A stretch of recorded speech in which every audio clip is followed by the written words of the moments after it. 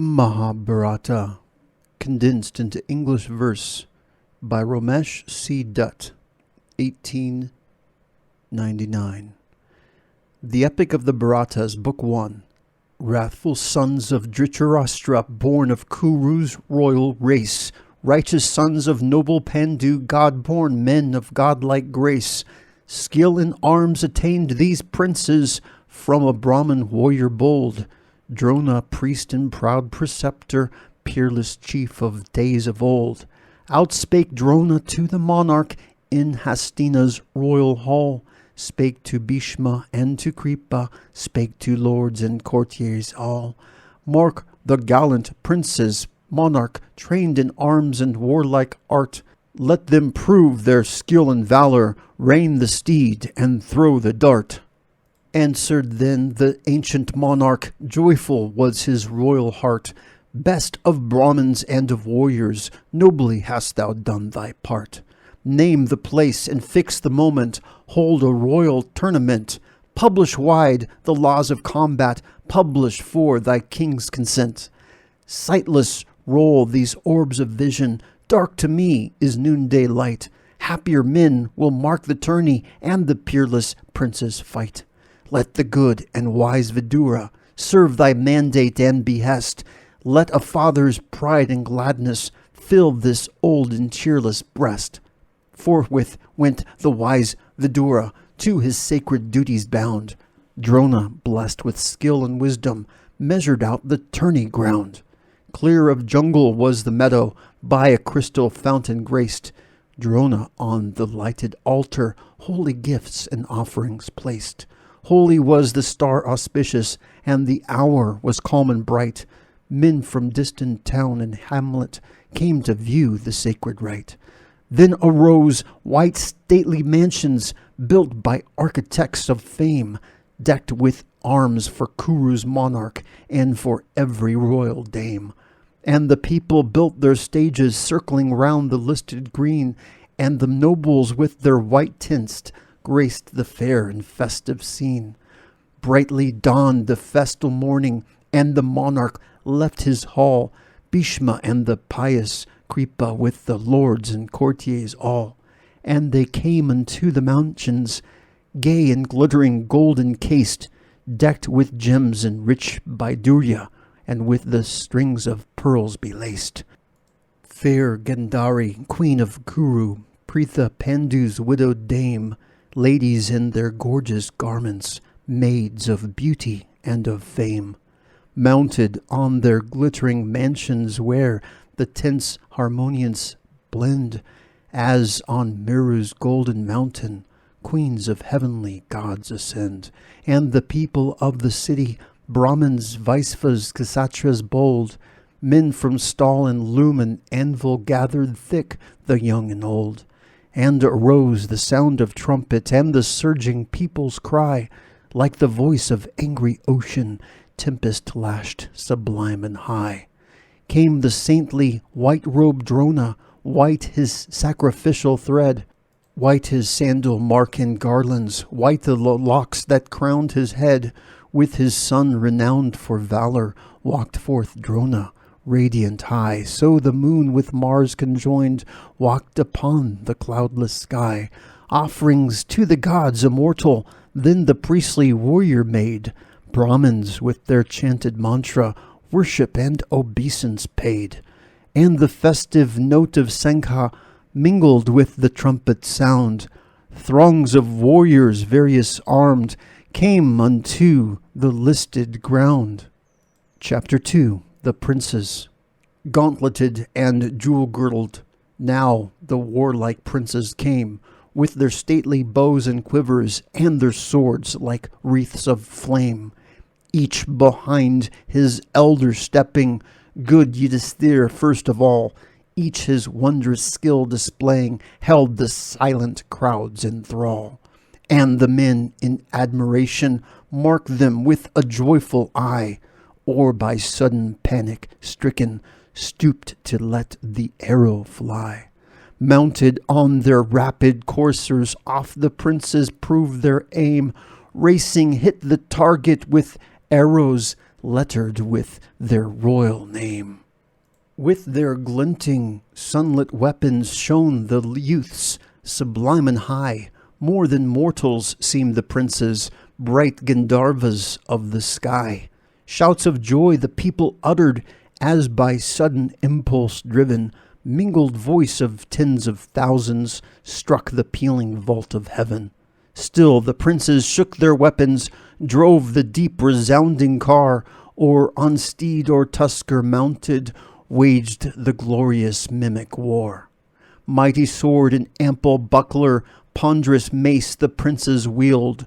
Brightly gleam their lightning rapiers as they range the listed field. Brave and fearless is their action, and their movement quick and light. Skilled and true the thrust and parry of their weapons, flaming bright. Chapter 3. Bhima and Duryodhan. Bhima came, and proud Duryodhan, with their maces lifted high, like two cliffs with lofty turrets cleaving through the azure sky. In their warlike arms accoutred, with their girded loins they stood, like two untamed jungle tuskers in the deep and echoing wood. As tuskers range the forest, so they range the spacious field. Right to left and back they wander, and their ponderous maces wield. Into Kuru's sightless monarch, wise Vidura drew the scene. Pritha proudly of the princes spake unto the Kuru queen. While the stalwart Bhima battled with Duryodhan brave and strong, fierce in wrath for one or other, shouted forth the maddening throng. Hail to Kuru Prince Duryodhan! Hail to Bhima, hero proud! Sounds like these from surging myriads rose in tumult deep and loud, and with troubled vision Drona marked the heaving restless plain, mark the crowd by anger shaken, like the tempest shaken main. To his son he softly whispered, quick the tumult to appease. Part the armed and angry wrestlers, bid the deadly combat cease. With their lifted clubs the princes slow retired on signal given, like the parting of the billows, mighty heaving, tempest driven. Came forth then the ancient Drona on the open battleground, stopped the drum and lofty trumpet, spake in voice like thunder's sound. Bid him come, the gallant Arjun, pious prince and warrior skilled, Arjun, born of mighty Indra, and with Vishnu's prowess filled. Chapter 4. The Advent of Arjun.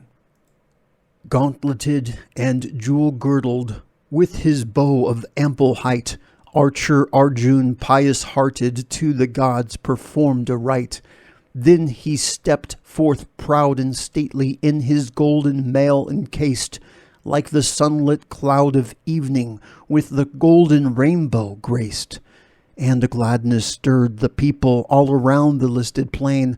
Voice of drum and blare of trumpet rose with Sankha's festive strain. Mark, the gallant son of Pandu, whom the happy Pritha bore. Mark, the heir of Indra's valor, matchless in his arms and lore.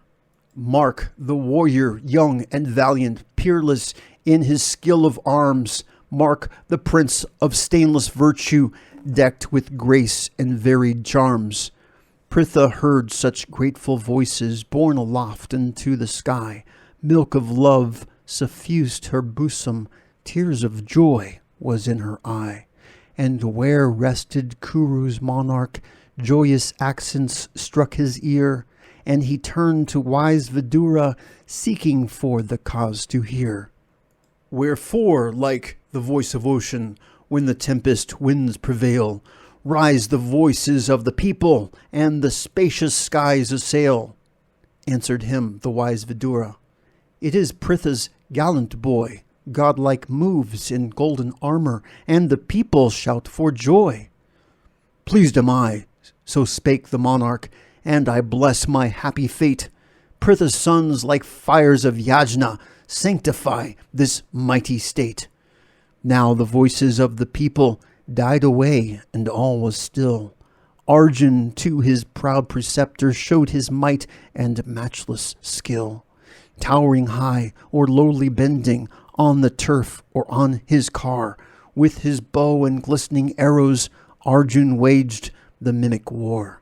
Targets on the wide arena, mighty tough or wondrous small, with his arrows still unfailing, Arjun pierced them one and all.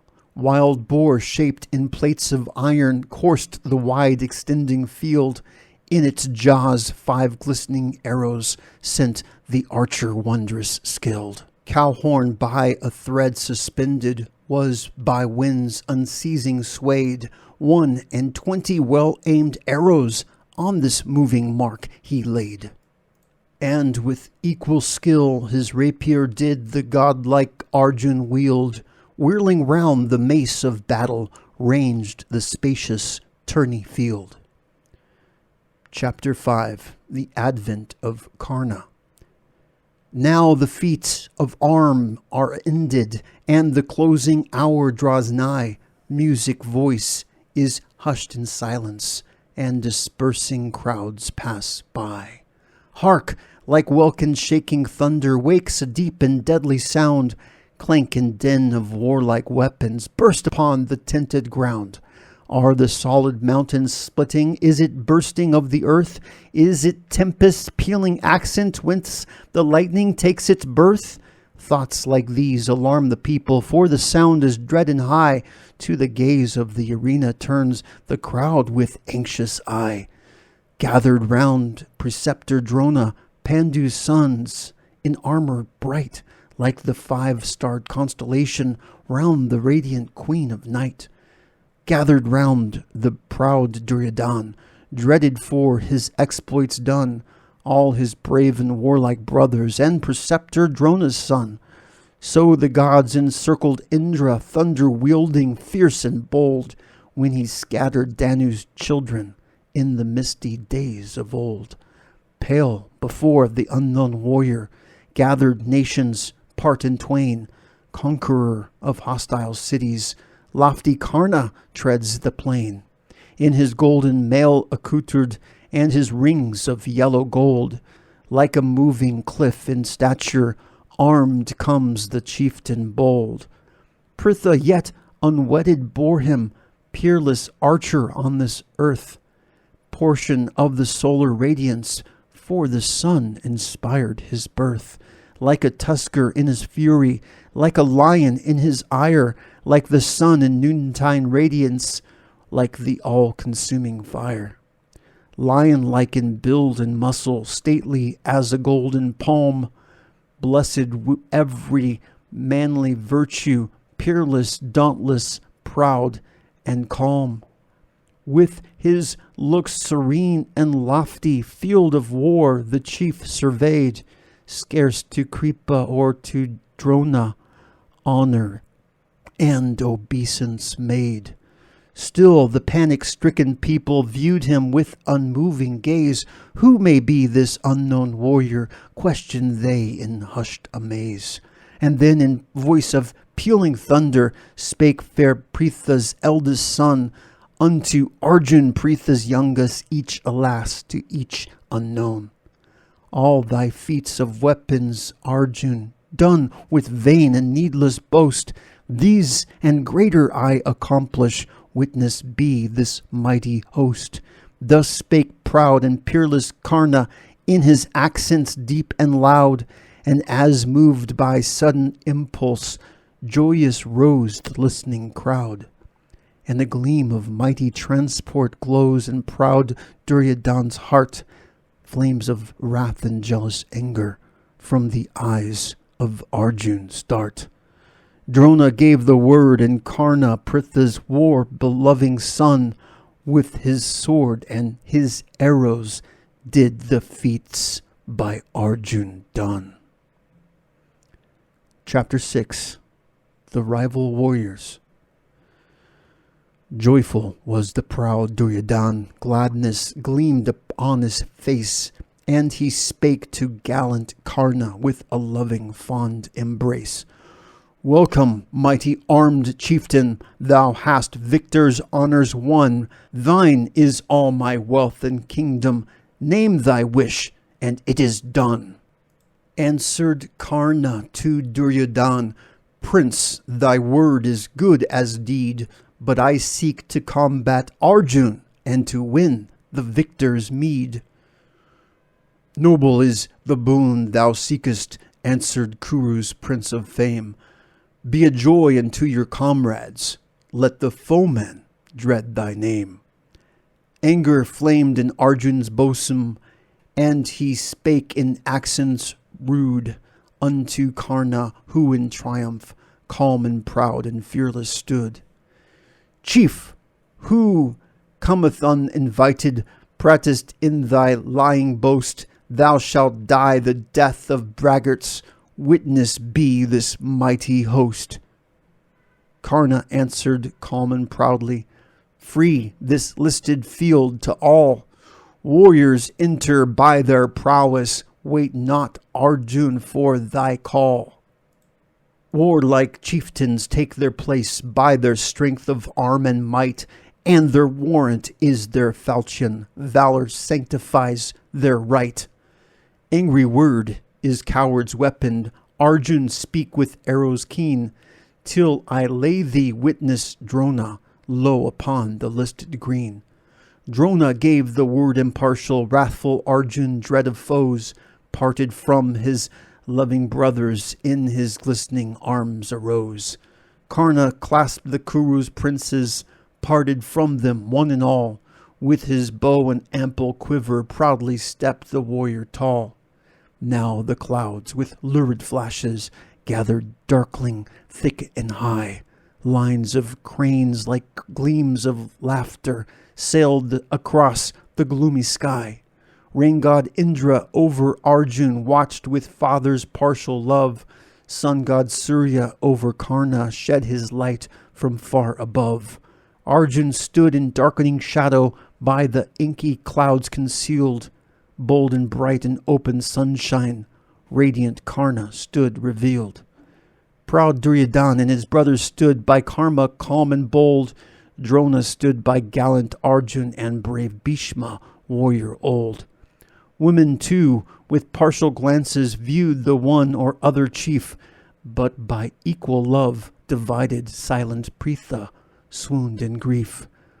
Wise Vidura, true to duty, with an anxious hurry came. Sandal drops and sprinkled waters roused the woe-distracted dame. And she saw her sons in combat, words of woe she uttered none. Speechless wept, for none must fathom Karna was her eldest son. Chapter 7. The Anointment of Karna. Crested Karna, helmed Arjun, proudly trod the spacious green. Kripa, skilled in herald's duties, spake upon the dreadful scene. This is helmet-wearing Arjun, sprung of Kuru's mighty race, Pandu's son and born of Pritha, prince of worth and warlike grace. Long-armed chief, declare thy lineage, and the race thou dost adorn. Name thy mother and thy father, and the house that saw thee born. By the rules of war, Prince Arjun claims his rival chief to know. Princes may not draw their weapons against a base and nameless foe. Karna silent heard this mandate, rank nor lineage could he claim. Like a raindrop-pelted lotus bent his humble head in shame. Prince we reckon, cried Duryodhan, not the man of birth alone. Warlike leader of his forces, as a prince and chief we own. Karna by his warlike valor is of crowned kings the peer. Karna shall be crowned monarch, nations shall his mandate hear. Forth they brought the corn and treasure, golden coin and water jar. On the throne they seated Karna, famed in many a deathful war. Brahmins chanted sacred mantra, which the holy books ordain, and anointed crowned Karna king of Anga's fair domain. And they raised the red umbrella, and they waved the chowry fan. Blessings on the crowned monarch, honor to the bravest man. Now the holy rites accomplished, in his kingly robes arrayed, Karna into Prince Duryodhan thus in grateful accents prayed. Gift of kingdom, good Duryodhan, speaketh well thy noble heart. What return can grateful Karna humbly render on his part? Grant thy friendship, cried Duryodhan, for no other boon crave. Be Duryodhan's dearest comrade, be his helper, true and brave. Be it so, responded Karna with a proud and noble grace, and he sealed his loyal friendship in a loving, fond embrace. Chapter 8. The Chariot Driver. Dewed with drops of toil and languor, lo, a chariot driver came. Loosely hung his scanty garments, and a staff upheld his frame. Karna, now a crowned monarch, to the humble suita sped, as a son into a father reverently bent his head. With his scanty cloth the driver sought his dusty feet to hide, and he hailed him as a father hails his offspring in his pride. And he clasped into his bosom crowned Karna's noble head, and on Karma's dripping forehead fresh and loving teardrops shed. Is he soil of a chariot driver?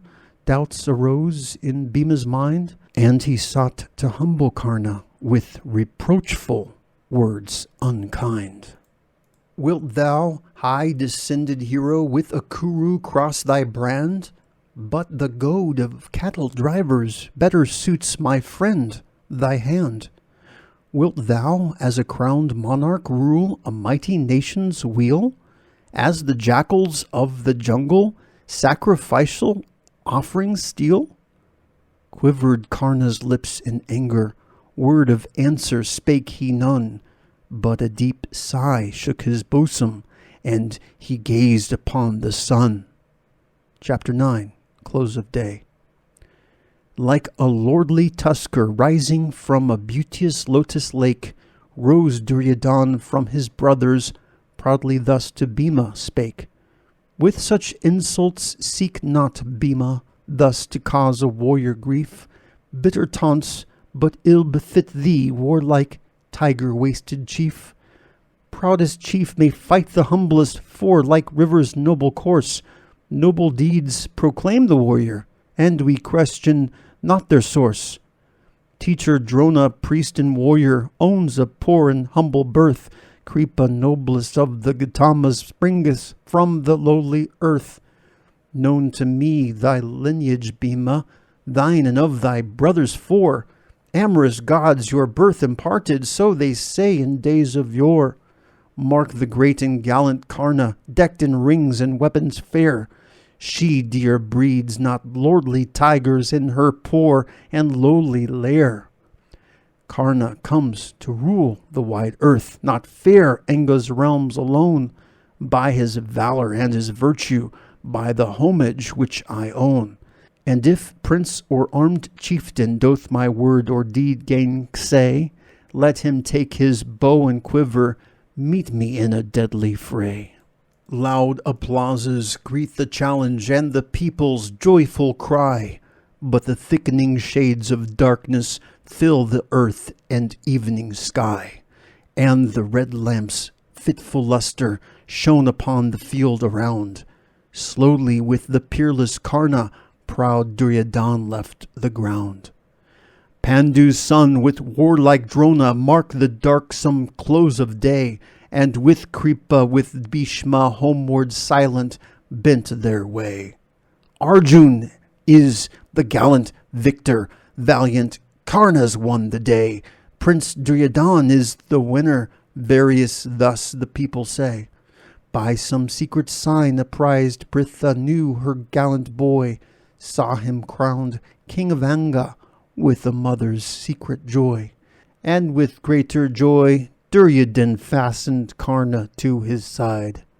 Feared no longer Arjun's prowess, Arjun's skill of arms and pride.